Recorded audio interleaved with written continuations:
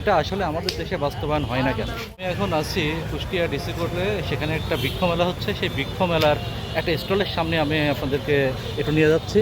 বৃক্ষরোপণ অভিযান ও বৃক্ষ মেলা 2026 সামাজিক বন বিভাগ কুষ্টিয়া।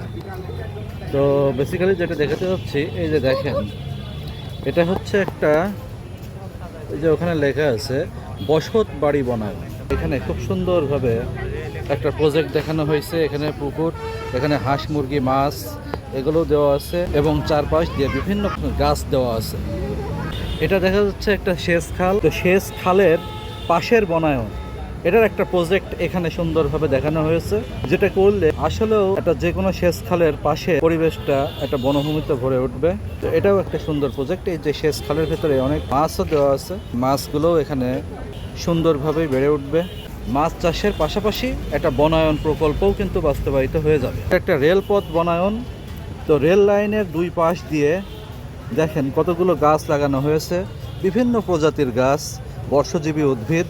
আমাদের পরিবেশের ভারসাম্য রক্ষায় খুবই ভালো ভূমিকা রাখবে।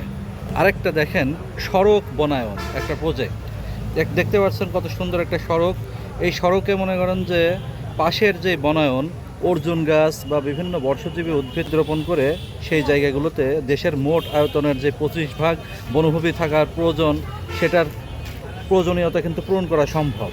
তো এই যে এত সুন্দর একটা প্রজেক্ট প্ল্যান সামাজিক বন বিভাগ যে দিয়েছে, কিন্তু এটা আসলে আমাদের দেশে বাস্তবায়ন হয় না কেন?